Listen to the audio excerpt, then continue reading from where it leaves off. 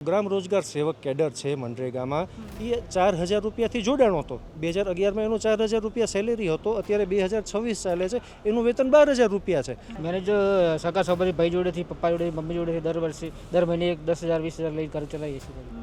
કામ શોષણ પૂરેપૂરું કરી લેવું છે. હકીસો દેવો નથી, ન પગારનો, ન ટીએડીનો, ન સ્ટેશનરીનો, કંઈ નહીં, ન જિલ્લા બદલીનો. આ 6 મહિનાથી વેતન બાકી છે. આ જેમ તેમ કરીને આજે 6 મહિનાથી પગાર નથી. આ 7મો મહિનો ચાલુ થઈ ગયો છે. પગાર નથી થયા છતાં પણ સરકારની આંખ નથી ખુલતી. મનરેગાનો કર્મચારી મનરેગા સિવાયનું કોઈ પણ કામ નહીં કરે. વિરોધ તો કરવો ને. અમને દયા આવે છે શ્રમિક ઉપર, પણ સરકારને કે શાસન પ્રશાસનને અમને દયા નથી આવતી. અત્યારે કોઈને કહી નથી શકતા. અત્યારે ક્યાંક કરિયાણું લેવા જવું હોય ને તો પણ આપે એમ નથી.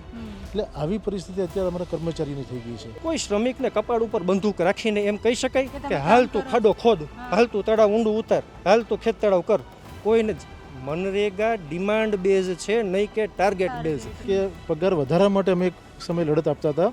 તો પગાર વધારો તો જે છે તે જ છે, પણ પગાર જ નથી. મૂળ પગાર છે એ પણ નથી મળી રહ્યો છે. આપને જાણીને આશ્ચર્ય થશે કે 2011થી લઈને 2026 અત્યારે ચાલે છે, 2 થી 3 વખત જ નજીવો પગાર વધારો આપવામાં આવ્યો છે. મનરેગાની અસ્પષ્ટ નીતિઓનું પરિણામ છે. 15 વર્ષથી કર્મચારી નોકરી કરતો હોય એનો 12000 રૂપિયા પગાર હોઈ શકે?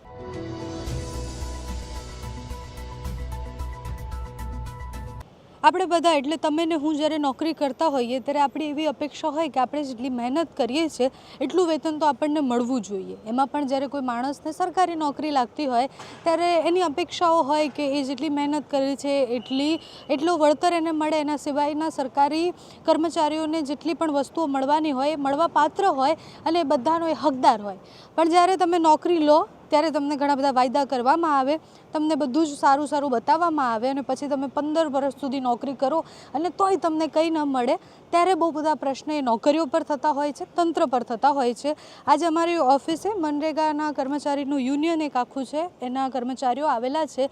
એમની પીડા તમે સમજો. તમે વિચારો કે 15 વર્ષથી એક જ નોકરી કરે છે, એટલી જ મહેનત કરે છે અને છતાં 1 રૂપિયા પૈસાનો વધારો નથી થયો. મોંઘવારી વધતી જાય પણ એમને કોઈ જ પૈસા કે પછી એમના વેતનમાં કોઈ વધારો નહીં. એના સિવાય પણ અઢળક મુદ્દાઓ છે. આપનું નામ શું છે? મેઘરાજસિંહ સોઢા. અને મેઘરાજસિંહ, ક્યાં નોકરી કરો છો અત્યારે? ક્યાં પોસ્ટિંગ છે તમારી? દેવભૂમિ દ્વારકા જિલ્લામાં ખંભાળિયા તાલુકા પંચાયતમાં ફરજ બજાવું છું અત્યારે. અને કેટલા વર્ષથી નોકરી કરો છો? શું પોસ્ટ છે તમારી? 2011થી ફરજ બજાવું છું અને ટેકનિકલ આસિસ્ટન્ટ તરીકે મારી પોસ્ટ છે.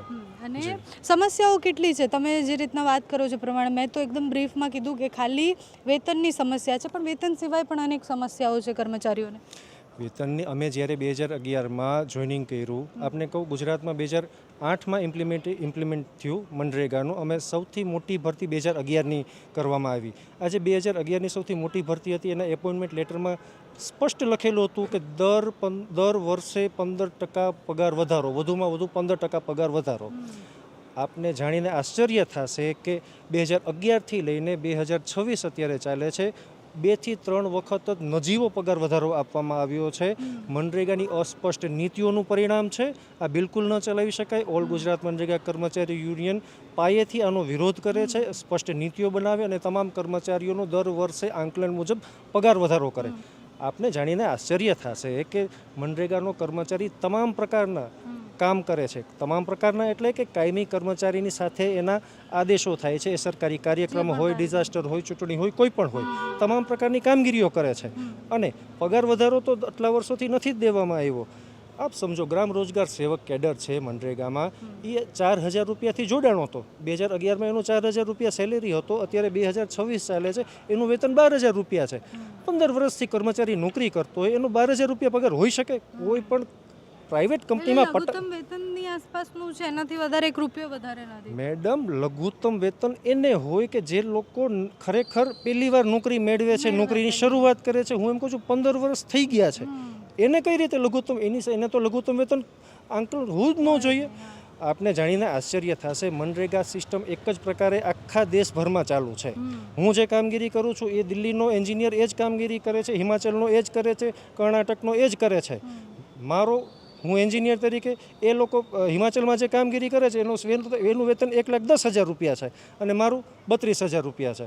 ટીએડીએ આપને ગામડે જવાનું હોય કર્મચારીઓને, ગ્રામ રોજગાર સેવક હોય, ટેકનિકલ આસિસ્ટન્ટ પ્રોગ્રામ ઓર ઓફિસર હોય, એ લોકોએ ગામડે જવાનું હોય. એ ગામડે જવાના એને પૈસા મળતા હોય જે ટીએડીએ મળે છે. મારા દેવભૂમિ દ્વારકા જિલ્લામાં મળે છે. આપને જાણીને આશ્ચર્ય થશે, રાજ્યના 80% તાલુકાઓમાં આ પ્રકારે ટીએડીએ આપવામાં જ નથી આવતું. અચ્છા, પોતાના ખીચામાંથી પૈસા કાઢી ખીચામાંથી પૈસા કાઢીને આવે છે. અને અમુક જિલ્લાઓ તો એવા છે એને ટીએડીએ પણ નથી આપવામાં આવતું, સ્ટેશનરીનો ખર્ચ પણ નથી આપવામાં આવતો. નોકરી બચાવવા માટે થઈને એ પોતાના ખીચામાંથી એને સ્ટેશનરીના ખર્ચા, કાગળ, આ લતું બધું પોતે કરીને નોકરી બચાવવા માટે નોકરી કરે. કાયમી નોકરી તો નહીં જ. કાયમી નોકરી, આ તો અમે કોર્ટના શરણે છીએ અત્યારે. કોર્ટે એમ કીધું કે ભાઈ મનરેગા રહીએ ત્યાં સુધી આ લોકોને રાખવા. હવે શિવરાજસિંહે, કેન્દ્રીય મિનિસ્ટરે એમ કીધું કે ભાઈ કોઈ કર્મચારીઓને કાઢવામાં નહીં આવે. સારું છે, એટલું સારું છે. હવે અમને ભીતિ એ છે કે રાજ્ય સરકાર, શાસન પ્રશાસન કઈ રીતે અર્થઘટન કરે છે મનરેગામાંથી વીબીજી રામજીમાં. અસ્પષ્ટ નીતિઓનું અત્યારે આ પરિણામ છે. જો વીબીજી રામજીમાં સ્પષ્ટ નીતિઓ ઘડવામાં આવે કે વેતન કેમ વધારવું, કઈ કેડરનું વધારવું, કેટલા, અને કોને કોને એમાં ગણવાય, એમાં એક્ઝેક્ટલી, બિલકુલ. હવે આપને કહું તો કર્મચારીઓ પાસે તમામ પ્રકારના કામ લેવામાં આવે અને રાજ્ય જિલ્લા બદલી કરવી હોય ને તો કે ના, જિલ્લા બદલી નહીં થાય. સરકારે, શાસન પ્રશાસને અમને લેખિતમાં દીધું છે કે ભાઈ તમને અમે જિલ્લા બદલી કરશી તો કાલ સવારે તમે કાયમી કર્મચારીઓ થવાનો હિસ્સો માંગશો. તો અત્યારે બાકી શું રહ્યું છે? તમામ પ્રકારના કામ કરી જાય. ચૂંટણી હોય, ડિઝાસ્ટર હોય, સરકારી કાર્યક્રમ હોય. આપને જાણીને આશ્ચર્ય થશે, મેઘરાજસિંહ સોઢાએ કાયમી કર્મચારીનું તપાસ પણ કરેલ છે. એને કરેલા કામોની તપાસ કરાર આધારિત કર્મચારીઓ કે જે કોર્ટના શરણે છે એની પાસે કરાવવામાં આવે છે. એનો મતલબ કે અમે સાચા તો છીએ, અમે અમારામાં ક્વોલિટી તો છે. અને મારા જેવા તો હું તમને 10 ડઝન કર્મચારીઓ દેખાડું કે જે લોકોએ કાયમી કર્મચારીઓ, અધિકારીઓના કામની તપાસો કરેલી છે. એ લોકો સસ્પેન્ડ થયો તો એની તપાસ કોણ કરે? તો કે મનરેગાનો કર્મચારીનો અધિકારી. હવે એવું હોય કે અને જિલ્લા બદલી કરવી છે? ના, તમે તો ભાઈ કામ શોષણ પૂરેપૂરું કરી લેવું છે. હક હિસ્સો દેવો નથી, ન પગારનો, ન ટીએડીનો, ન સ્ટેશનરીનો, કાંઈ નહીં, ન જિલ્લા બદલીનો. એટલે ખરેખર ખૂબ જ ગેરવ્યાજબી વાત છે. આવું ન હોવું જોઈએ. ખરેખર વેતન અત્યારે 6 મહિનાથી વેતન બાકી છે. અચ્છા, તમને પગાર જ નથી મળ્યો 6 મહિના? જી, આ 6 મહિનાથી વેતન બાકી છે. આ બાબતની જાણ ગ્રામ વિકાસ કચેરી ગાંધીનગરને વારંવાર કરવામાં આવી, રૂબરૂ કરવામાં આવી છે. કોઈ જવાબ નથી આપ્યો. મંત્રીશ્રીને કુંવરજીભાઈ બાવળિયાને લેખિતમાં રજૂઆત કરવામાં આવી છે. મુખ્યમંત્રીશ્રીને પણ રજૂઆત કરવામાં આવી છે. હવે ત્યાં એ લોકોના ઇસ્યુ શું છે, પ્રોબ્લેમ શું છે, કંઈ કહેતા જ નથી. સાંભળવામાં એવું મળે છે કે ભાઈ એસએનએસ પર નવી સિસ્ટમ આવી, એના લીધે આ પ્રોબ્લેમ છે. પણ એની પહેલાં ગ્રાન્ટ તો ફાળવો, એની પહેલાં નવા અમારા કર્મચારીઓને શીખડાવો તો ખરા, ક્લાર્કોને શીખડાવો તો ખરા કે ભાઈ આ પ્રકારે આને ઓપરેટ કરવાનું છે. એ કાંઈ શીખડાવવામાં આવ્યું નથી ને નવી સિસ્ટમ લાવી દીધી હતી. 6 મહિનાથી વેતન નથી મળ્યું. કામ તમામ પ્રકારના. બીજી વાત મારે તમને કહેવી, અધિકારીઓ દ્વારા એમ કહેવામાં આવે, કર્મચારીને નોટિસ આપે, એને એમ કે તમે માનવ દિન ઉત્પન્ન નથી કરેલા. આપ ન સમજી શકો, સ્વાભાવિક છે, કેમ કે હું 15 વર્ષથી ફરજ બજાવું છું. કે તમે આટલા માનવ દિન ઉત્પન્ન નથી કર્યા, તમે લક્ષ્યાંક મુજબ માનવ દિન ઉત્પન્ન નથી કર્યા. અરે કાંઈ રાક્ષસ થોડો ઉત્પન્ન કરવાનો છે? રાક્ષસ ઉત્પન્ન કરવાનો હોત ને તો મનરેગાનો કર્મચારી એ ઉત્પન્ન કરી દેત. બરોબર છે? એટલે શું હોય માનવ દિન? એક્ઝેક્ટલી. દાખલા તરીકે કોઈ પણ જિલ્લાને એક લેબર બજેટ બનાવવામાં આવે, એને એમ કહેવામાં આવે કે 1 લાખ તમારે આખા વર્ષ દરમિયાન 1 લાખ માનવ દિન ઉત્પન્ન કરવાના છે કે ભાઈ, અને એ રોજગારી આપવાની કે ભાઈ એક દિવસ શ્રમિકે કર્યો, એવી રીતે 1 લાખ માનવ દિન. કોઈ શ્રમિકને કપાળ ઉપર બંદૂક રાખીને એમ કહી શકાય કે હાલ તું ખાડો ખોદ, હાલ તું તળાવ ઊંડું ઉતાર, હાલ તું ખેત તળાવ કર? કોઈને. મનરેગા ડિમાન્ડ બેઝ છે, નહીં કે ટાર્ગેટ બેઝ. મનરેગાનો કર્મચારી, મનરેગાના રાજ્ય યુનિયનના પ્રતિનિધિ વતી હું એટલું કહી શકું કે મનરેગાનો કર્મચારી એટલો હુનરવાન તો છે જ તે કે ટાલિયાના દેશમાં દાંતીઓ વેચી આવે. બરોબર છે? પણ જે શ્રમિકે એની ઈચ્છા મુજબ એને કામ કરવું હોય તો એ આવે, અરજી કરે, ખાડો ખોદે, એન્જિનિયર માપે ને પૈસા લઈ જાય, વાત થઈ પૂરી. હવે આ ક્યાંની નીતિ થઈ કે અધિકારી દ્વારા કર્મચારીઓને એમ આપવામાં આવે નોટિસ કે ભાઈ તમે માનવ દિન કેમ ઉત્પન્ન નથી કર્યા? અરે ભાઈ એમ કહો ને કે જો માંગવામાં આવ્યું તમે નથી દઈ શક્યા. એક્ઝેક્ટલી. એવું તો કાંઈ થતું છે નહીં. અને બધું ડિંડક હાઈલે રાખે છે. ડિંડક જ કહીશ, બહુ જવાબદારીપૂર્વક કહીશ. બહુ બધી સમસ્યાઓ છે. હાલ પગાર નથી મળતો, એ સૌથી મોટી સમસ્યા છે. તમામ પ્રકારના કામગીરી કરાવવામાં આવે છે, એ સમસ્યા છે.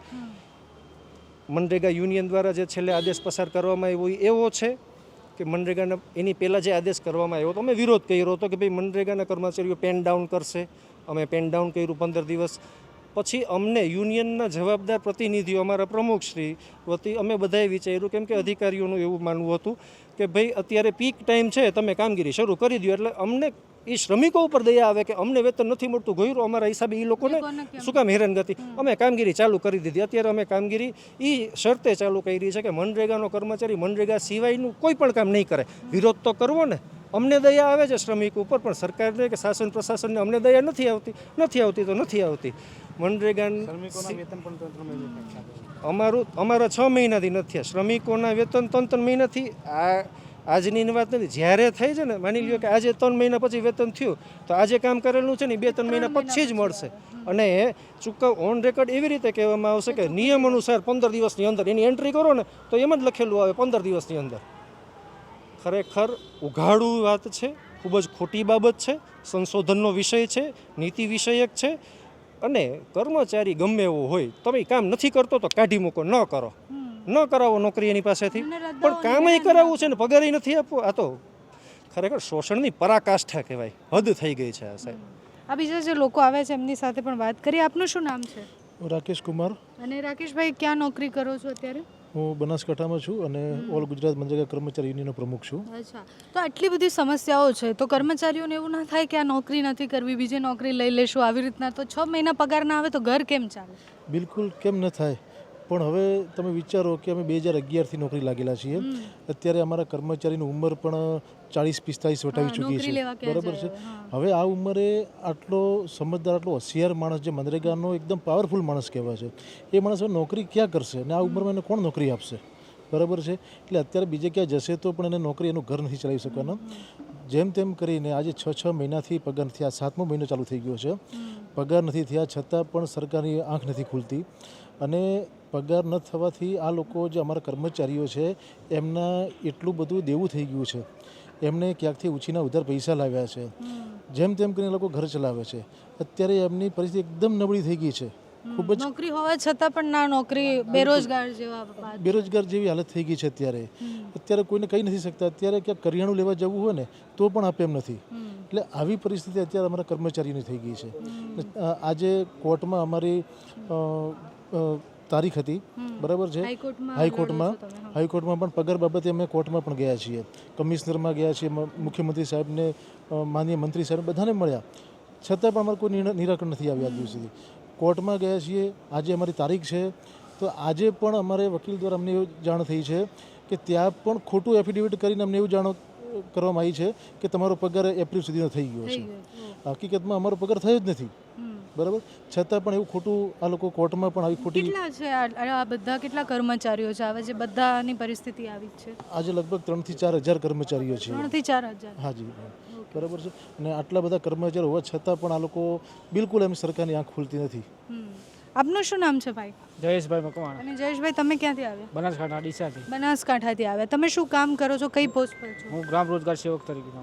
અને તમને પણ 6 મહિનાથી પગાર નથી મળ્યો? અચ્છા, તો 6 મહિનાથી પગાર ના મળે તો ઘર કેવી રીતના ચલાવો, બધું કેવી રીતના મેનેજ થાય? મેનેજ સગા સંબંધી ભાઈ જોડેથી, પપ્પા જોડેથી, મમ્મી જોડેથી દર મહિને 10,000-20,000 લઈને ઘર ચલાવીએ છીએ. બીજું તો કોઈ દેવું તો કરી દીધું છે. અચ્છા, આ લડતા થાકી ના જવાય કે હવે તો 6 મહિનાથી પગાર નહીં થતો, આટલું બધું કામ કરાવે ને તો બી કેવી રીતના લડવું? લડવું પડશે જ ને, બીજી નોકરી મળવાની શક્યતા નથી. હવે ઉંમર 45+ થઈ ગઈ છે, બીજે ક્યાં જવું? હવે લડવું પડશે જ ને.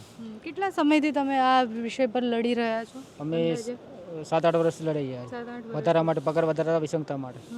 હજુ કોઈ નિર્ણય થયો નથી. પગાર વધારો તો થયો જ નહીં, પણ બીજી સમસ્યાઓ બીજી વધારે આવતી ગઈ છે. હા, વિસંગતા હજુ તો દૂર થઈ નથી. એટલે જે મૂળ બાબતે લડવાની શરૂઆત કરી હતી તો એમનું એમ જ છે, હવે બીજી એક્સ્ટ્રા બાબતો એડ થઈ છે. સમસ્યા સ્પષ્ટ છે. વેતન વધારો હોત ને, વેતન વધારો સમયસર મળી ગયો હોત ને તો આ કોઈ સમસ્યા ના થાત. હવે એ અસ્પષ્ટ નીતિઓના લીધે એ કંઈ કરી ન શકે. અત્યારે પગાર નથી મળતો, વ્યાજે પૈસા લઈને ક્રેડિટ કાર્ડ ઉપર બિલ વધી ગયા છે.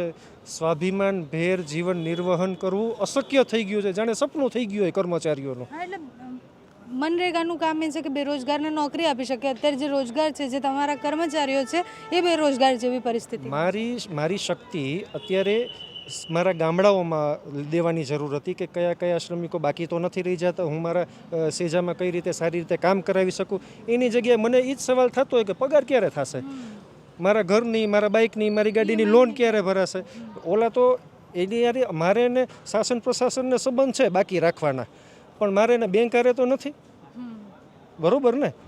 હવે હું એને એમ નથી કહી શકતો. અને ચલો આ એવી લોન મળી ગઈ છે ને, લગ્ન થઈ ગયા ભાઈઓના પોતાના બધાયના, જેને ઘર વસાવવું છે 3 મહિનાની સેલેરી સ્લીપ માગે, ક્યાં? અરે ભાઈ તમે સરકાર ગમે એ સિસ્ટમ અપનાવે, અમને રોકડા દઈ દે ને તોય અમે પૈસાના ધણી, વાત થઈ પૂરી. ગમે એ સિસ્ટમ તમે રોજ કાગળિયા ઉપર બદલાવો, પણ સમયસર રૂપિયા તો દઈ દો. પગાર વધારો અમારી માંગ હોવાની જરૂર હતી અત્યારે, એના કરતાં જે ખુદ પગાર આપો તો ખરા, પછી વધારાની વાત રહી. અમારું યુનિયન જે છે એ જે તે વખતે અમારા અન્યાયો સામે, કર્મચારી પડતા અન્યાયો સામે લડવા માટે યુનિયન બનાવ્યું હતું. એ લોકો સાથે જે થાય છે એની માટે લડીશું, એની માટે એની જગ્યાએ લડીશું. પોતાના માટે લડવાનું. અત્યારે અમે પોતાના માટે લડવાનો પ્રશ્ન આવી ગયો છે કે પગાર વધારા માટે અમે એક સમય લડત આપતા હતા, તો પગાર વધારો તો જે છે તે જ છે, પણ પગાર જ નથી, મૂળ પગાર છે એ પણ નથી મળી રહ્યો છે. આ પરિસ્થિતિ અત્યારે બની ચૂકી છે. પગારની વિસંગતતાઓ ક્યાં ક્યાં છે? એટલે તમે બીજા રાજ્યની તો વાત કરી, પણ અહીંયા પણ એવી પરિસ્થિતિ હશે કે વિસંગતતા હશે. જે ચોક્કસથી આપણે જણાવવાનું કે 29/3/2025માં ઠરાવ બહાર આવ્યો કે ભાઈ એમાં જે કરાર આધારિત જગ્યાઓ હતી એની જગ્યાએ આઉટસોર્સથી ભરતીઓ કરવા માટેનો એક ઠરાવ આવ્યો.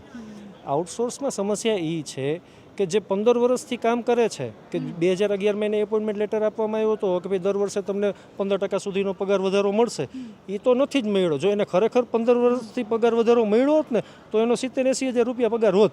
પણ અત્યારે 2026માં એ એન્જિનિયરનો કે અથવા તો એ જીઆરએસનું વેતન એ એન્જિનિયરનું આપણે તુલના કરીએ તો એ 17,000 છે, જ્યારે નવું આવે છે ને આઉટસોર્સથી એનો 25,000 છે. 15 વર્ષથી કામ કરતો અનુભવવાળો એનું વેતન 17,000, અને કાલ સવારનો નવો આઉટસોર્સથી કર્મચારી નિયુક્ત થયો છે સરકારને એને 25 આપવા માંગતો નથી ને તમને 15 આપવા માંગતો છે. બિલકુલ. સરકારે જે તે સમયે જો દર વર્ષે પગાર વધારો આપ્યો, અસ્પષ્ટ જ નીતિઓ છે, અધિકારીઓને પદાધિકારીઓને ખબર જ નથી કે કઈ રીતે આપણે ઇમ્પ્લિમેન્ટ કરાવવું. જિલ્લા લેવલે, તાલુકા લેવલે બધા અધિકારીઓ પોતપોતાની સૂઝબૂઝથી ફાઇલો આગળ વધારે, દેવું હોય તો દે, ન દેવું હોય તો ન દે. એટલે તમે વિચારો કે કોઈ માણસ દિવસના તમે સમજો કે 12 કલાક કામ કરે છે, સમજીએ કે 8 કલાકની નોકરી છે, છતાં પણ એ પોતાનું વધારે આપીને 12 કલાક કામ કરે છે, કંઈક સારું થાય અને એનું કામ છે એવું સમજીને. ગામડાઓમાં હજી પણ આપણે જઈએ તો બહુ બધી વસ્તુ એ સમય પર એવું નથી હોતું કે આ સમય છે તો પતી ગયો તો હવે હું નહીં કરું. બહુ બધી જગ્યાએ કામ ચાલતા જ હોય છે, લોકો કરતા જ હોય છે, પોતાની નોકરી અને કામ સમજીને કરતા હોય છે કે 2 માણસનું સારું થશે. પણ તમે વિચારો કે એક વ્યક્તિ, એક યુનિયન એ આ સાથે નીકળ્યું હતું કે એમનો પગાર વધારો થાય ને એમના જેવા જેટલા પણ કર્મચારીઓ છે એમનો પગાર વધારો થાય. એ લડત હવે ત્યાં આવીને પહોંચી છે કે પગાર તો પહેલાં આપો, પછી વધારવાની અમે વાત કરીશું. અત્યારે તો 6 મહિનાથી પગાર જ નથી થયો. હવે જે એન્જિનિયર કે પછી જે ઉચ્ચ અધિકારી જે છે, જે કામ કરાવે છે બધાને, એનું જ ભવિષ્ય નક્કી નથી તો એ નીચે જેને રોજગાર આપવાની વાત કરી રહ્યા છીએ એનું ભવિષ્ય પણ કેવી રીતના નક્કી થશે? આ બધા જ લોકોની જે વેદના છે, વેદના તમારા સુધી પહોંચાડવી અને સરકાર સુધી પહોંચાડવાની ખૂબ જરૂર છે. કારણ કે કોઈ પણ માણસ 15 વર્ષ નોકરી કરીને એટલું તો એને ખબર પડે કે તમે 15 વર્ષની નોકરીમાં આપ્યું શું, બધું લીધું જ છે અમારી પાસેથી, તો જ્યારે આપવાનો વારો આવે ત્યારે અમારે ભીખ કેમ માંગવી પડે?